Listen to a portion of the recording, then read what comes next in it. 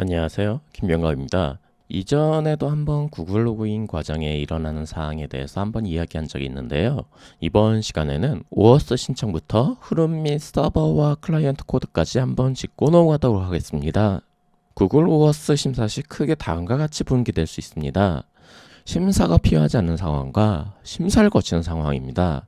심사가 필요하지 않은 상황은 일반적인 SS 로그인 및 회원가입 기능을 구현할 때 사용합니다. 이메일 및 성과 이름, 프로필 사진, 그리고 이메일이 인증되었는지 여부 정도를 받을 수 있는데요. 이는 일반적인 상황에서 회원가입에 충분한 정보로 구성되어 있습니다. 이러한 기본 정보 이외에 사용자에게 민감한 정보를 요청하는 경우 심사에 들어가게 됩니다. 이러한 경우 몇 주부터 길게는 몇 달까지도 심사에 시간이 소요될 수 있습니다. 그런데 심사 신청 시 주의사항이 있습니다. 제가 직접 겪은 일로 구글 담당자에게 메일을 받은 내용인데요. 그건 바로 제가 앱 내용을 입력을 할 때 앱 로고가 있길래 앱 로고를 올렸었습니다. 그리고 요청한 정보를 기본 이메일만 요청했는데요. 어느 날 구글 담당자에게 메일이 하나 오더니 앱 로고를 올리면 심사에 들어가서 지금 밀림 심사가 많아서 발급받는데 몇 달까지 걸릴 수 있다고 연락이 왔습니다. 만약 기본 정보만 필요하다면 프로젝트를 새로 만들어서 사용하라고 안내를 해주었습니다. 이 UI에서 앱 로그를 삭제하는 버튼은 없기 때문에 로그를 한번 올리면 수정하기도 난감합니다. 로고를 없애는 비공식적인 편법이 있습니다만 그냥 프로젝트를 만들어서 신청하는 것이 빠르기에 만일 실수를 올리셨다면 다시 프로젝트를 만들어 신청하시면 됩니다. 이렇게 되는 이유는 민감하지 않은 정보가 구성되어 로그인하는 경우와 민감한 정보를 요청하는 경우 로그인 UI가 다른데요. 민감한 정보를 요청하는 경우에는 여기서 등록한 기업 로고와 함께 해당 업체가 어떤 정보를 요청하는지 안내해 줍니다. 그에 반해 민감하지 않은 정보만 구성하면 일반적으로 많이 보는 기업 로고가 없는 구글 로그인 폼이 나옵니다. 이렇게 민감하지 않은 정보만 신청한다면 바로 키를 사용할 수 있으며 지금과 같이 확인 상태에서 확인이 필요하지 않음으로 표시됩니다. 프로덕션과 외부로도 설정해서 일반 유저에게 바로 사용할 수 있습니다. 구글 로그인 방식의 흐름을 설명해 드리겠습니다. 로그인 방식에서 많이 사용하는 두 가지 방식이 있는데요. 첫 번째는 일반적으로 많이 사용하는 구글 로그인 방식으로 로그인이나 회원가입을 요청하면 구글에서 이를 확인하고 사용자가 동의하면 유저 정보를 제공해 주는 방식입니다. 두 번째 방법은 사용자가 오프라인일 경우에도 정보를 요청할 수 있도록 리프레시 토큰을 사용하는 방식입니다. 예를 들어서 사용자 유튜브 채널을 분석해주는 서비스를 기획했다고 합시다. 이 경우 매일마다 구독자 수나 채널 조회수 등을 수집해서 추이를 분석할 수 있습니다. 이때 구글 정보를 요청하기 위해 사용자가 로그인을 하지 않아도 액세스 토큰을 발급해서 정보를 요청할 수 있어야 합니다. 이 방식은 일반적으로 민감한 정보를 포함할 경우가 많아 심사에 들어가게 됩니다. 이 두 방식의 흐름을 한번 보겠습니다. 첫 번째 방식의 흐름은 지금과 같은데요. 보시면 처음에 유저가 클라이언트에게 회원가입이나 로그인을 요청을 하면 클라이언트는 구글 서버에 로그인을 요청합니다. 그리고 구글 서버는 로그인 및 정보 제공 동의 화면을 사용자에게 하게 됩니다. 사용자가 동의하면 구글 서버는 클라이언트에게 크리덴셜 이름의 JWT 정보를 전달합니다. 해당 정보를 클라이언트가 서버에 전달하면 서버는 해당 정보를 디코딩해서 확인하게 됩니다.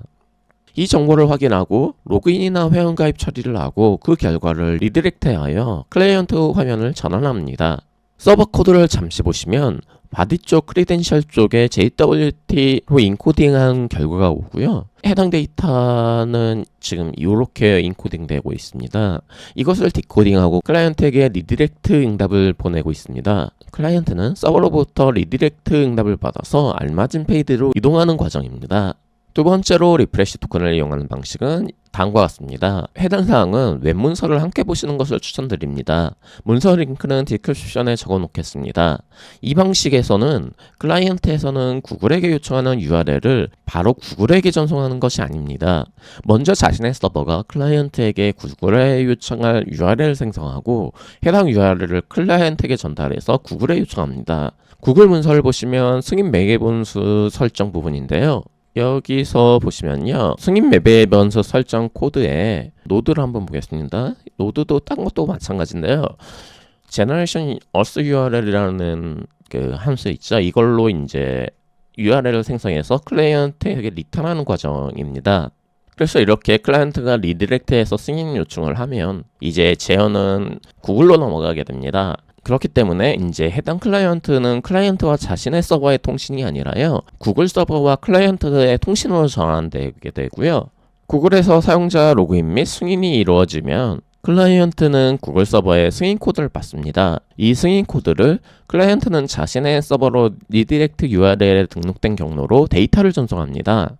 이때 구글 개발자 콘솔에서 설정하는 URI 경로와 호출하는 경로가 동일해야 되고요. 그리고 서버는 전달받은 승인 코드를 다시 액세스 토큰과 리프레시 토큰을 요청해서 정보를 받습니다. 이때 리프레시 토큰은 처음 인증 승인은 한 번만 발급되니 저장하도록 합니다. 리프레시 토큰을 재발급받으려면 해당 사용자가 브라우저 옵션에서 개인정보 및 보안 설정에 구글 계정과 연관된 데이터를 삭제해줘야 됩니다. 지금 이 리프레시 토큰으로 액세스 토큰을 발급할 수 있기 때문에 사용자가 오프라인일 경우에도 이제 서버는 구글에게 데이터를 요청할 수 있게 됩니다. 그리고 다시 서버에서는 회원가입 처리 후 해당 결과 페이지로 분기해서 리디렉트 하면 되는 거고요. 이걸 이해하셨다면 이제 구글 사용자 인증 정보 화면에 접속해 보면요, 오어스 클라이언트 아이디를 생성할 때 승인된 자바스크립트 원본과 리디렉션 URI를 등록하게 되는데요. 이 자바스크립트 원본에서는 개발 모드에서 로컬호스트와 로컬호스트 3000 등 포트 번호까지 있는 경우 둘 다 설정하도록 합시다. 그리고 승인된 리디렉트 URI를 등록해주면 되는데요. 이 자바스크립트 원본에서 설정된 정보는 클라이언트에서 구글 오어스 라이브러리를 로드하죠. 승인된 자바스크립트 원본은 이렇게 구글 라이브러리가 로드되고 실행하는 위치가 인증 설정에서 등록한 장소에서 로드하는 것이 맞는지 확인합니다. 즉, 클라이언트 라이브러리 코드를 실행해도 좋을지 한번 확인하는 단계입니다. 그리고 승인된 리디렉션 URI는 클라이언트가 구글에게 리디렉션 URI를 전달하는데 이것이 콘솔에 등록된 URI와 일치하는지 비교해서 확인합니다. 이 URI가 동일하면 구글 오어스 클라이언트는 데이터를 서버에 전송하고 서버는 해당 데이터를 처리해서 적절한 화면으로 이동시키면 됩니다. 만일 이 설정이 잘못됐다면 구글 로그인 화면이 빈 화면이 뜬다든지 로그인 마지막 과정에서 That's all we know 같은 오류 메시지가 발생합니다. 그리고 코드로는 가장 많이 사용하는 일반 로그인 및 회원가입을 예시로 한번 들어드리겠습니다. 서버의 경우 만일 리프레시 토큰 방식을 사용하게 된다면 제가 설명란에 링크한 웹서버용 문서를 보시고 코딩하길 바랍니다. 클라이언트에서는 싱글 페이지 앱을 사용할 경우에는 구글에서 제공하는 로그인 문서에서 생성한 스크립트 및 코드 생성기로 붙여넣기를 했다면 문제가 발생할 겁니다. 이유는 싱글 페이지 앱의 특징 및 스크립트 라이브러리 동작 과정에 있습니다. HTML에서 스크립트를 로드하게 되면 로드해놓은 순간 실행이 되게 되는데요. 해당 타이밍과 리액트 같은 싱글 페이지 앱의 프레임워크의 엘리먼트가 로드되는 타이밍이 다릅니다. 구글 코드 생성기에 생성해주는 코드의 예시는 다음과 같은데요. 코드를 보시면 라이브러리가 로드될 때 onload 아이디를 찾아서 지금 설정된 프로티피 값으로 소개하는 구조입니다. 이렇게 되려면 타이밍이 어떻게 돼야 되죠?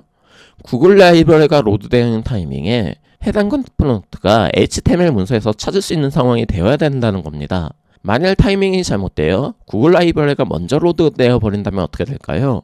초기화가 되지 않고 아무런 동작이 되지 않을 겁니다. 버튼을 표시하는 gid 사인인 또한 표시가 되지 않아서 아무 버튼도 출력되지 않게 되겠죠. 구글 라이브러리를 로드하는 코드를 리액트에서 퍼블릭에 index.html에 넣었다고 합시다. 이렇게 되면 실행 순서는 먼저 구글 라이브러리 코드가 로드된 이후에 로그인 페이지에 해당 컴포넌트가 표시되는 상황입니다. 이에 앞선 설명처럼 아무런 버튼도 표시되지 않을 겁니다.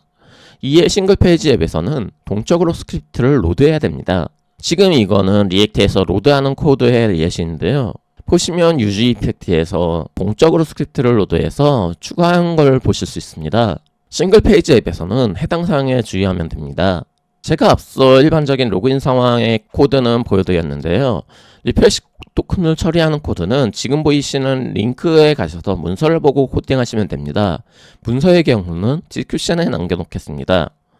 감사합니다.